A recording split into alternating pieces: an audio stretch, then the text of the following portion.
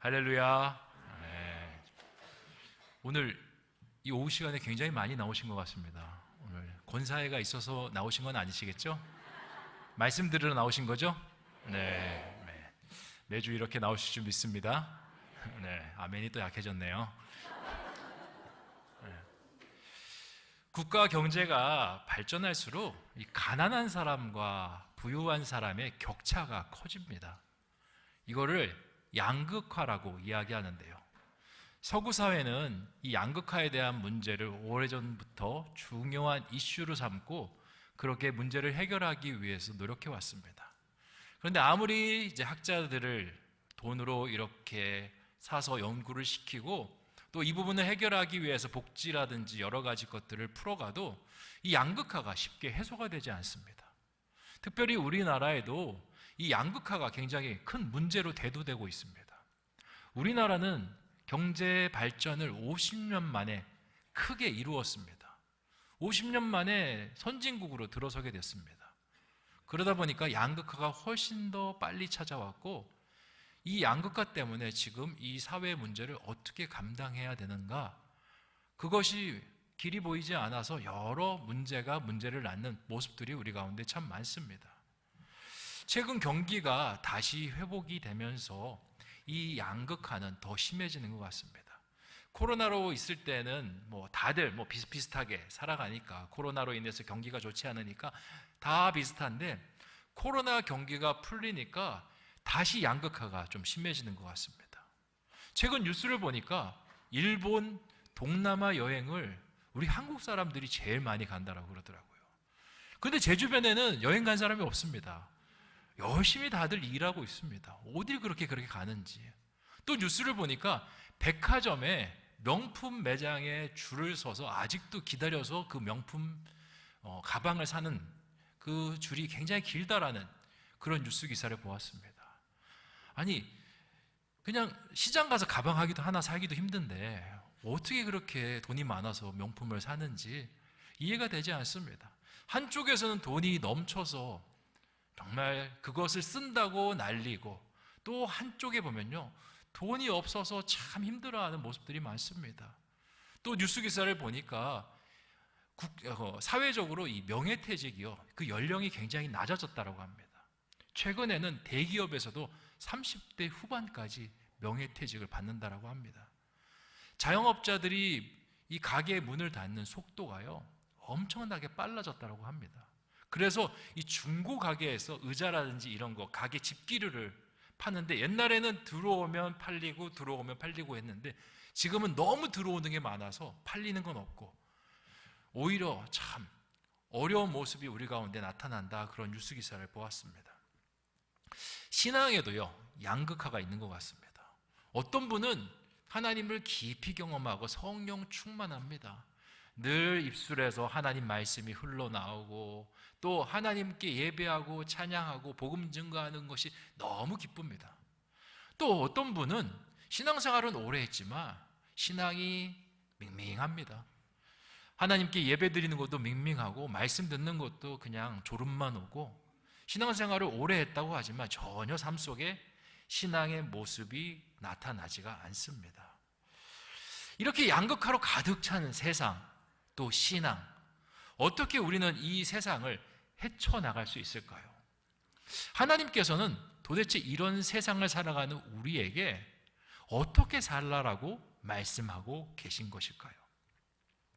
그 하나님의 해답이 오늘 느헤미야 1장에 기록이 되어 있습니다. 세상에서는 양극화를 해결하기 위한 방법을 이렇게 제시합니다. 세상에 높은 사람이 있고 낮은 사람이 있고 부유한 사람이 있고 가난한 사람이 있으니 네가 부유한 사람이 되지 않겠냐, 네가 강한 사람이 되면 되지 않겠냐, 그렇게 이야기합니다. 왜 네가 강한 사람이 되지 못하고 부유한 사람이 되지 못하니까 지금 양극화라는 문제를 안고 있는 것이, 네가 열심히 해서 노력해서 그렇게 하면 이 양극화의 문제는 문제가 아니야, 세상에서 그렇게 가르칩니다. 그런데 우리가 세상을 살아봐서 알겠지만 세상의 모든 사람의 능력이 다 똑같습니까? 아니요. 잘하는 사람은 자꾸 잘하고요, 또 못하는 사람, 재주가 없는 사람은 계속적으로 못합니다. 또 어떤 사람은 태어날 때부터 금수저를 입에 물고 태어납니다. 그런 사람은 어떡합니까? 별로 노력을 안 해도 그렇게 잘 사는데. 제가 있던 강남에도 이 태북과 태남이라고 있습니다. 들어보셨나요? 테헤란로를 기준으로 태북이 있고요, 테헤란로 기준으로 태남이 있는데, 태남이 어디냐? 대치동, 도곡동 뭐 이런 동네고요. 태북은 이제 뭐 청담동, 신사동 뭐 이런 동네인데, 두 쪽에 그 삶의 질이 다릅니다. 아래쪽 동네는요, 공부 열심히 해서 자수성가해서 들어온 분들이 많아요. 그래서 뭐 의사 선생님들도 많고 변호사도 많고, 그렇게 자기가 들어오다 보니까 이 자녀들을 공부로 엄청 몰아붙입니다. 근데 태북은 공부 많이 안 시켜요. 야, 무슨 공부를 그렇게 힘들게 해, 우리 아들. 그냥 할아버지 회사 받으면 되지 뭘 그렇게 힘들게 공부해. 이게 태북 분위기입니다. 그래서 이게 다릅니다. 그리고 세상을 살아가면서 어떤 사람은 정말 몸이 굉장히 강하고 또 지혜가 충만한 사람으로 태어납니다. 이렇게 태어난 걸 우리가 어떻게 따라잡습니까? 그러니까 양극화로 가뜩이나 삶이 있는데, 이렇게 네가 실력이 부족해서 그렇게 힘들게 살아라는 이야기를 들으면요, 우리의 마음이 더 어려워지는 것을 발견하게 됩니다. 오늘 말씀의 느헤미야 시대에도요, 양극화가 찾아왔습니다. 이 시대가 언제냐면 이스라엘이 멸망한 다음에 바벨론으로 포로로 끌려갔습니다. 포로로 끌려간 당시에는 다 생활 수준이 다 포로 생활이니까 다 가난하고 힘들고 어렵게 사는 거예요. 그런데 시간이 좀 지나니까 삶 속에서 약간 차이가 발생합니다. 이 바벨론이라는 제국은요, 아주 거대 제국이었습니다. 그 안에 다양한 민족의 사람들이 섞여 살기 시작했고, 그 안에서 내가 능력이 있으면요, 타국인이라 할지라도 바벨론 제국의 관리나 중요 인물로 등용되는 일들이 일어나게 된 것입니다. 오늘 말씀에서 느헤미야는 그 중 한 사람으로 술 맡은 관원으로 등용이 되었습니다. 술 맡은 관원이라 그래서 뭐 이렇게 하찮게 볼 수도 있지만, 술 맡은 관원은 그냥 술 맡은 것이 아닙니다. 임금의 술잔을 책임지는 그러한 일을 하는 사람이었습니다. 이렇게 생각하면 좋을 것 같습니다. 우리가 이제 요식업체 요리사라 그러면 그냥 일반 직장인 아니면 사장님 요 정도로 생각하는데, 청와대 요리사라고 하면 어떻습니까? 그 대통령의 요리를 하니까 엄청 대단한 사람이죠. 그냥 회사의 비서 이렇게 하면 그냥 대단한 인물이 아닌 것 같은데, 대통령의 비서, 대통령의 비서실장, 그러면요 그의 위치가 굉장히 높이 올라갑니다. 지금 느헤미야는요, 느부갓네살 그 임금의 술을 맡은 관원으로 채용이 된 것입니다. 그러니까 굉장히 높은 자리에 올라갔고요, 이것은 바벨론 사람들도 쉽게 올라가기 힘든 자리에 이 느헤미야가 채용돼서 올라가게 된 것이었습니다. 이제 느헤미야 인생은 완전히 폈습니다. 전에 있던 다른 포로들과는 다르게 자기는 로얄 패밀리로 들어갔습니다. 이제 자기만 열심히 잘하고 뭔가 문제 안 일으키면요, 이 자리는 자신에게 행복을 보장하고요, 자신의 자녀들에게도 평안과 윤택을 보장할 수 있는 그러한 자리였습니다. 그런데 오늘 말씀을 보면 이 느헤미야는 그 자리에 심취하지 않았습니다. 다른 것에 관심을 갖고 그것을 위해서 기도하는 느헤미야를 볼 수가 있습니다. 느헤미야는 우연히 유대에서 온 한 사람을 만나게 됩니다. 그 사람을 통해 고향의 소식을 듣게 됩니다. 2절 말씀에 기록이 되어 있는데, 우리 2절 말씀 같이 한번 읽어보았으면 좋겠습니다. 시작. 내 형제 가운데 하나인 하나니가 두어 사람과 함께 유대에서 내게 이르렀기로 내가 그 사로잡힘을 면하고 남아있는 유다와 예루살렘 사람의 형편을 물은즉. 아멘. 우연히 고향 유다에서 온 몇몇의 사람들을 만나게 됩니다. 너무 반갑습니다. 유다에서 오셨다라고요? 그럼 지금 유다가 어떻게 되었습니까? 예루살렘은 어떻게 되었습니까? 형편을 묻는 겁니다. 예전에 개그 프로를 보니까 어떤 사람이 좀 이렇게 친해지고 싶은 사람이 있었습니다. 그 사람이 이제 사회 유력자인데 친해지고 싶어서 이 접점을 만들기 위해서 질문을 합니다. 선생님, 고향이 어디신가요? 그랬더니 그분이 제 고향이 대구인데요. 대구요? 제 상주입니다. 아따, 같은 고향이네요. 그랬더니 아니, 제가 대구에 잠깐 살았다가 광주로 제가 어린 시절 이사를 갔습니까? 아따, 우돌 사람이구만. 아따, 홍어 냄새가 진하게 난다니. 아이, 성님으로 모시겠구만. 성님 하다. 근데 제가 광주에서 다시 부산으로 햄요. 햄 아닙니까? 이렇게 하는 그 드라마가, 코미디 프로가 있었습니다. 고향 이야기를 들으니 얼마나 반갑습니까? 그래서 고향에 대해서 물어봅니다. 그런데 반가운 고향 소식이 아니라 슬픈 고향 소식이 들립니다. 3절 말씀 같이 한번 읽어보겠습니다. 시작. 그들이 내게 이르되 사로잡힘을 면하고 남아있는 자들이 그 지방 거기에서 큰 환난을 당하고 능욕을 받으며 예루살렘 성은 허물어지고 성문들은 불탔다 하는지라. 아멘. 고향 소식이 어땠냐면 3가지입니다. 남아있는 자들은 환난을 당했고, 두 번째로 다른 민족에게 우리 민족이 능욕을 당하고, 세 번째 예루살렘 성은 허물어지고 성문은 불탔다라는 이야기를 듣습니다. 외국에 살다가 여러분이 한국에 대한 소식을 우연히 들었습니다. 한국에는 여전히 친지 형제들이 살고 있는데 그 소식이 서울은 불탔고, 그리고 서울에 있는 사람들은 능욕을 받고 있고, 그 사람들이 힘겨운 나날을 보낸다는 이야기 들으면 얼마나 마음이 미어지겠습니까? 그런데 사실 이런 이야기를 듣더라도요, 우리가 할 수 있는 게 없습니다. 아, 그렇군요. 어쩌다가 우리나라가 그렇게 됐지. 이 정도가 전부 다일 것입니다. 느헤미야도 그렇게 반응할 수 있습니다. 사실 우리 가정과 내가 있는 그 삶의 바운드리에는 별로 영향을 주는 사건은 아닙니다. 아픔이 있는 사건이지만. 그래서 아이고 그렇군요. 아이고 어쩌다가 나라가 그렇게 됐노. 이렇게 말을 하면서 문장을 마칠 수가 있는데, 오늘 말씀의 4절을 보면 느헤미야가 이렇게 반응합니다. 내가 이 말을 듣고 앉아서 울고 수일 동안 슬퍼하며 하늘의 하나님 앞에 금식하여 기도하여. 그러니까 느헤미야가 이 소식을 듣고 그냥 듣고 귀로 듣고 흘리는 것이 아니라 곧장 기도의 자리로 나갔다는 겁니다. 그리고 나라를 위해서 기도했습니다. 하나님, 우리나라를 불쌍히 여겨주시옵소서. 지금 그 땅에 살고 있는 우리 동포들을 불쌍히 여겨주시옵소서. 그냥 그렇게 기도하는 것이 아니라 오늘 말씀에서 금식하며 기도하였다라고 말하고 있습니다. 마치 내 일인 것처럼, 내 가족의 일인 것처럼, 내가 지금 있는 이 현장의 일인 것처럼 느헤미야는 그렇게 반응했다라고 말하고 있습니다. 그리고 느헤미야가 얼마나 뜨겁게 간절히 기도했는지 2장을 보면요, 왕이 느헤미야의 몰골을 보는데 얼굴이 왜 이렇게 수척하노? 라고 질문을 합니다. 그러니까 겉으로 드러나기까지 그는 하나님 앞에 간절히 슬픔을 담아 기도했다라는 것을 볼 수가 있습니다.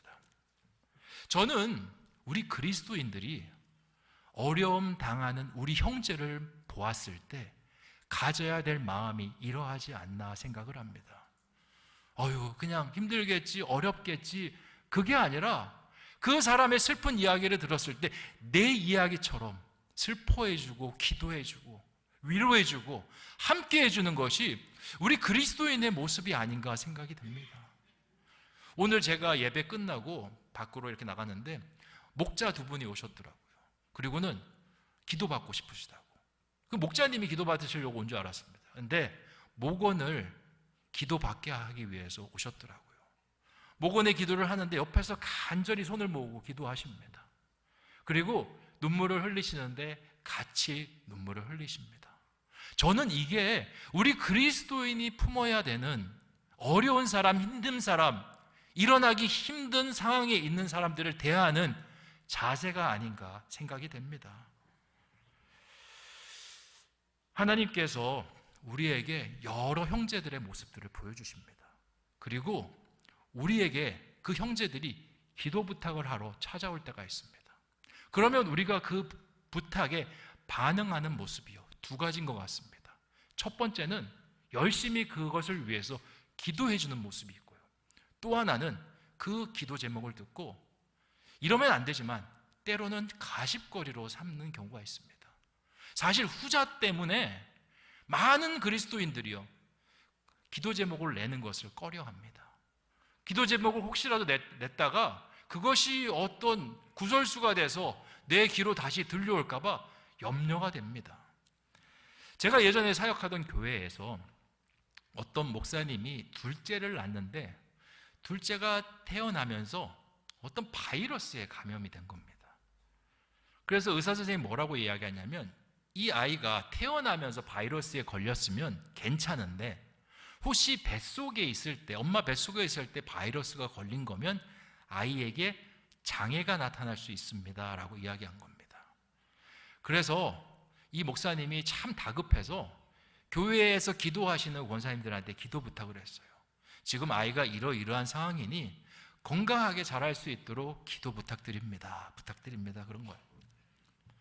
그리고 기도 부탁을 해놓고 지나는데 제가 저희 교구에 있는 권사님과 같이 신방을 가는데 그 권사님이 저한테 묻더라고요. 목사님, 그 아무개 목사님 아이 좀 어떻습니까? 그러는 거예요. 그래서 아이 여전히 뭐 그대로입니다. 아직은 잘 나타나지 않는다고 하니까 건강할 수 있도록 좀 기도해 주세요. 그랬더니 그 권사님이 이러는 거예요. 제가 듣기로는 그 목사님 아이 자폐라고 들었는데요. 그러는 거예요. 제가 황당했습니다. 자폐요? 누가 그러셨나요? 아니 소문이 그렇게 났는데요. 그러는 거예요. 제가 너무 화가 나서 그 소문의 주인공이 누굽니까? 꼬치꼬치 캐물었는데 아주 독립군처럼 대답을 안 하시더라고요. 그리고는 이제 그 화제를 다른 쪽으로 돌려서 신방을 잘 마쳤는데 제가 참 속상했습니다.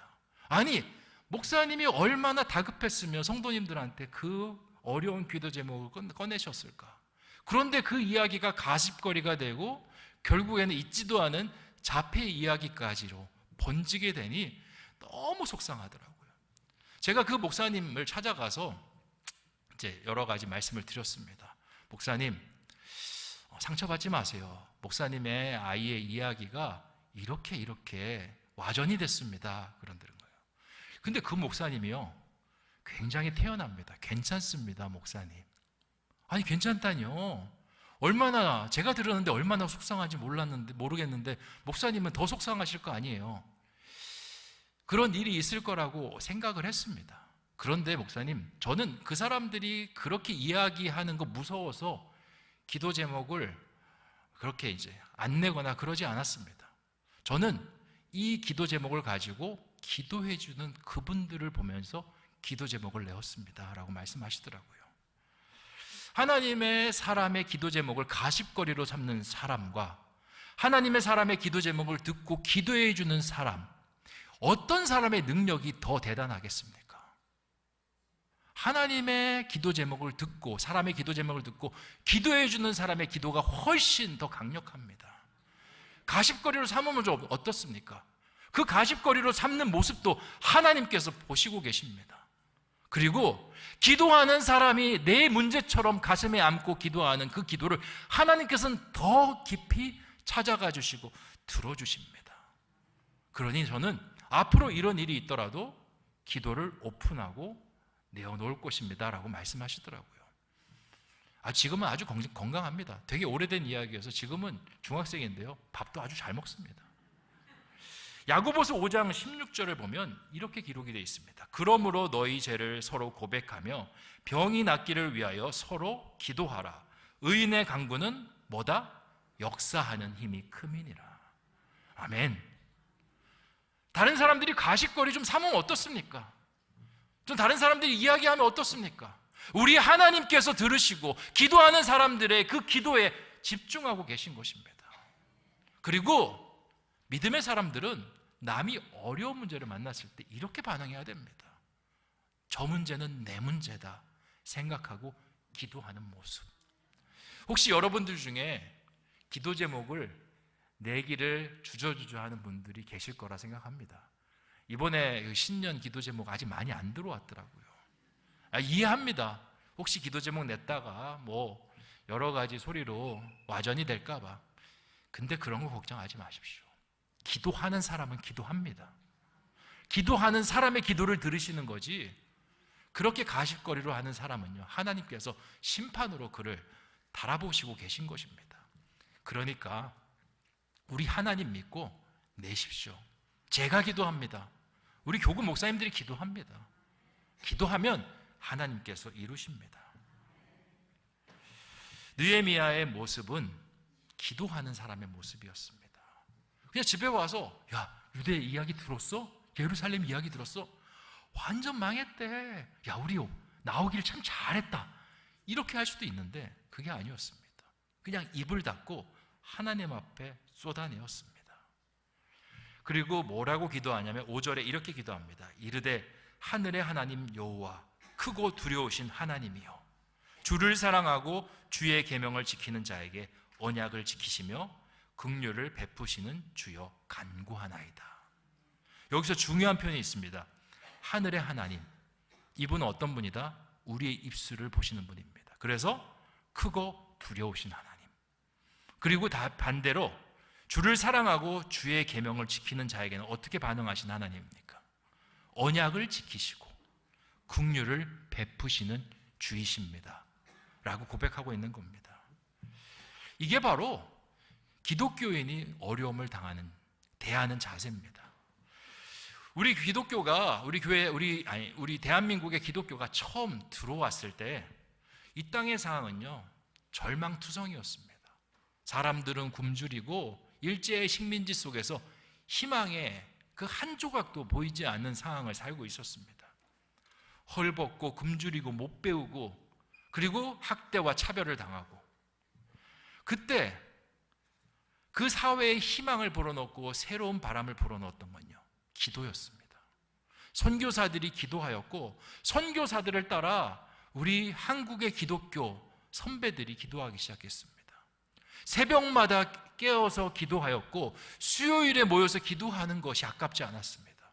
금요일 날은 기도의 모든 열정을 쏟아내기 위해서 금요 철야, 밤을 새워서 기도하는 모습이 있었습니다.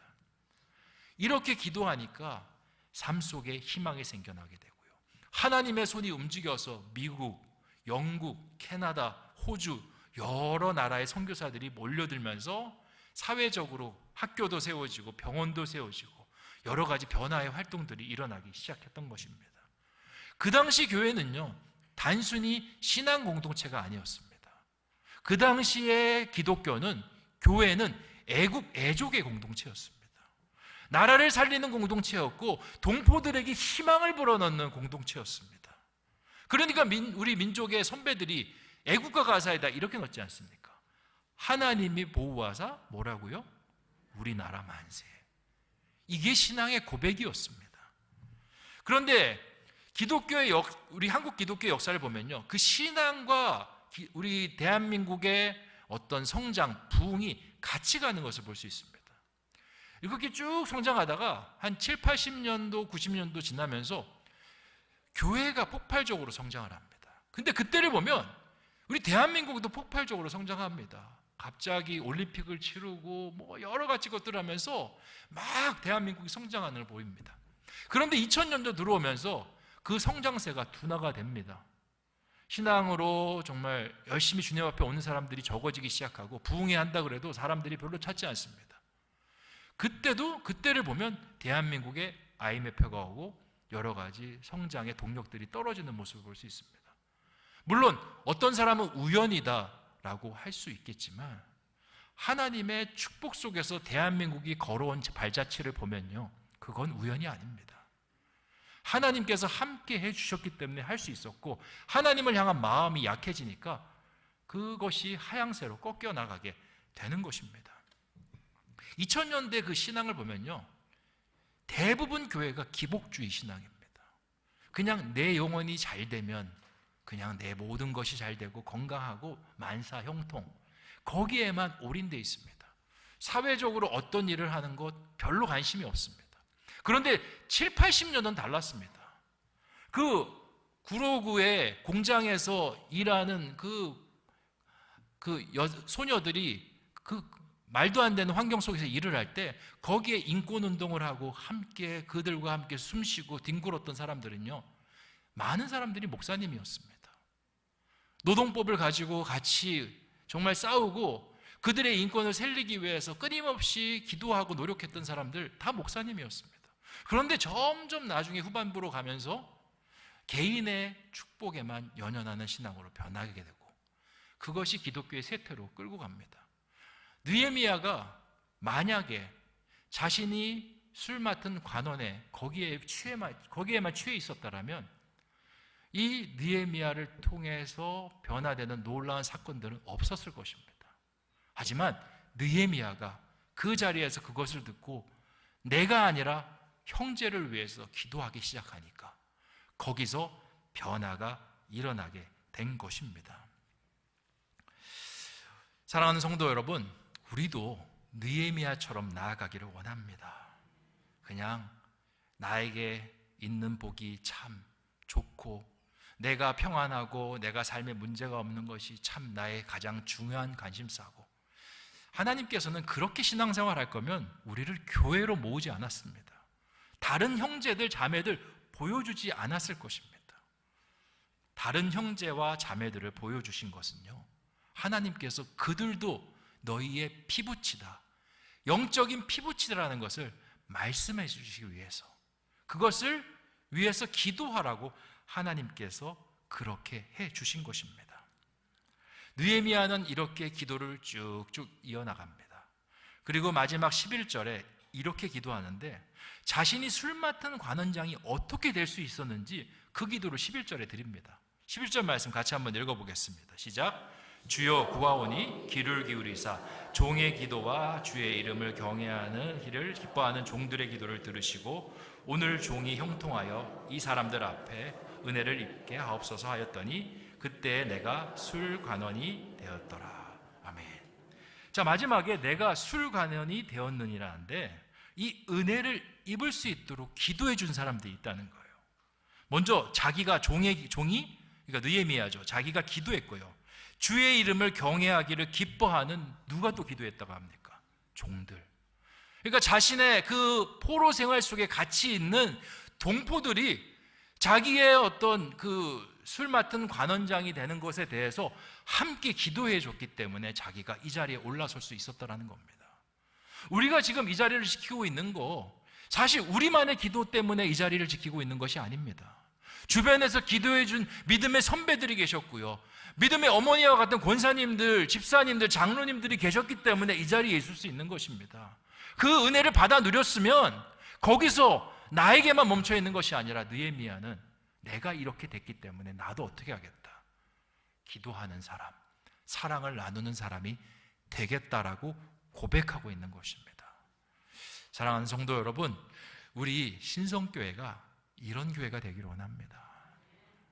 내 고민이 나만의 고민이 아니라, 정말 이 고민이 너무 외로운 고민이 아니라 함께 울어줄 수 있는 고민이 되고요, 함께 마음을 나눠줄 수 있는 고민이 되고, 함께 힘들 때 손을 내밀어주고 어깨를 같이 연결해서 나아가는 그러한 고민이 되기 원합니다.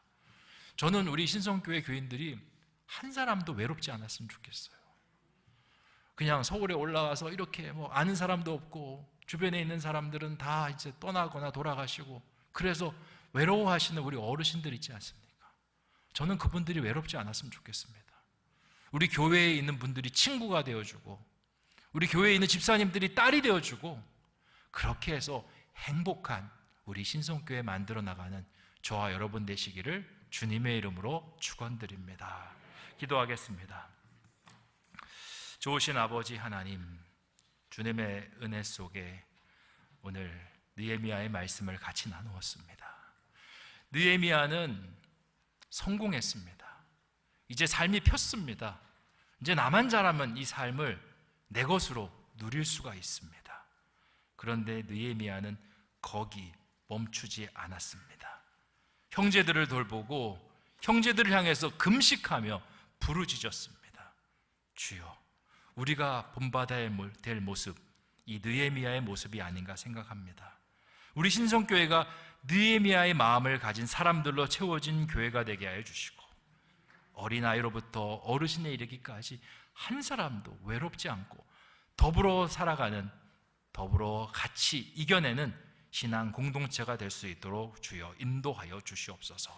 감사를 드리오며 모든 말씀 예수님의 이름으로 기도하옵나이다.